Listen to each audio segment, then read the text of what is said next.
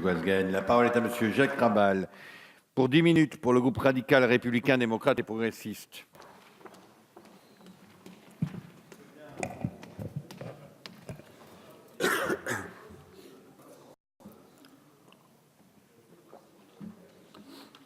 Monsieur le Président, Monsieur le Ministre, Messieurs les rapporteurs, mes chers collègues, nous sommes aujourd'hui de nouveau réunis pour le vote sur le projet de loi relatif au statut de Paris et à l'aménagement métropolitain. Nous nous retrouvons donc en nouvelle lecture après l'échec de la commission mixte paritaire avec des désaccords qui subsistent avec nos collègues du Sénat. Pourtant, sur ce texte qui rassemble députés et sénateurs, ce qui rassemble députés et sénateurs est plus important que ce qui nous oppose. Avec, vous l'avez rappelé, Monsieur le Ministre, l'adoption de 7 articles adoptés conformes. Ainsi, nous sommes favorables à la création de la ville de Paris, collectivité territoriale, avec un statut particulier au sens de l'article 72 de la Constitution. On vient même de dire que ce statut est obsolète depuis 30 ans. Donc, il est urgent de s'y atteler. Cette ville-monde disposerait ainsi des compétences de la commune et du département. Ce statut permet de rationaliser la gouvernance de cette métropole européenne et contribuerait donc à favoriser la lisibilité de ses compétences et de la responsabilité de ses élus locaux. Et puis, les précisions apportées par l'acceptation de certains amendements, comme le report à 2001 du transfert des compétences communales de la voirie au profit de la métropole, ou encore le transfert de certaines polices spéciales et agents de la préfecture de police vers la mairie de Paris, le transfert de la gestion des espaces verts de proximité aux maires d'arrondissement, ou la faculté qu'ils auront de financer, via leur dotation d'investissement, les dépenses de petit équipement. Ce sont autant d'éléments d'accord. Bien évidemment, il reste des désaccords sur 3 points que vous avez également évoqués, Monsieur le Ministre, avec la suppression par notre Assemblée du renforcement des pouvoirs des maires d'arrondissement, ou le regroupement des 4 premiers arrondissements de Paris, ou encore l'élargissement des droits de police du maire de Paris.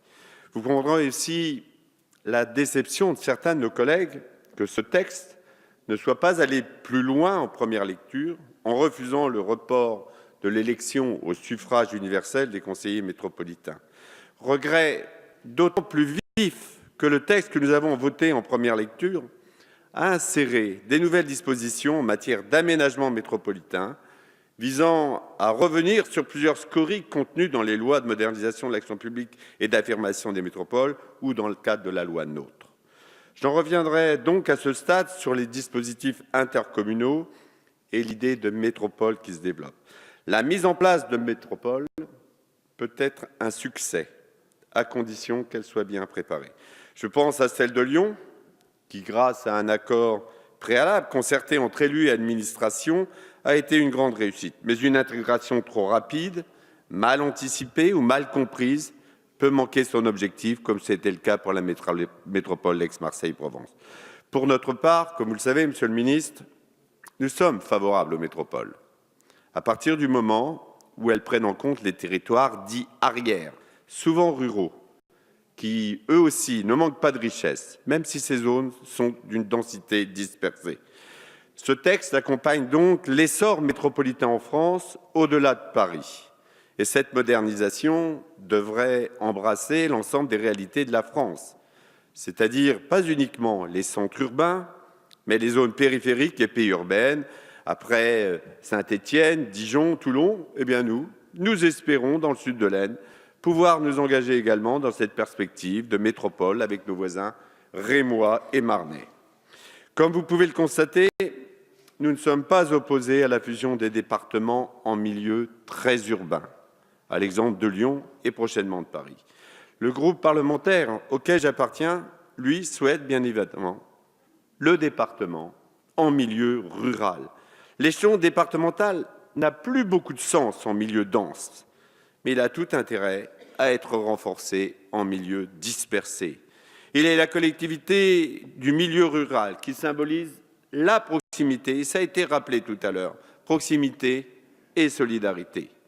Pour cette raison, et après l'interrogation d'Olivier Dussopt en première lecture quant à la nécessité à l'avenir et au rôle des départements, vous comprendrez que légiférer à nouveau en faveur des territoires urbains puisse nous interpeller.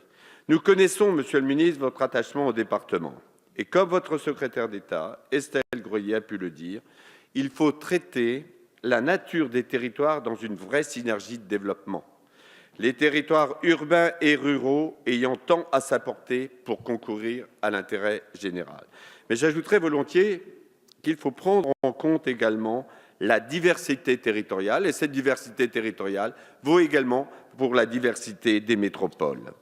Si nous convenons avec raison et intérêt de la pertinence du renforcement du maillage territorial de notre pays, nous nous inquiétons de l'accumulation de toutes ces réformes qui, il faut bien le reconnaître, manquent quelque part de pertinence et de cohérence. Le renforcement de la capitale ne doit pas faire oublier nos territoires situés à la périphérie.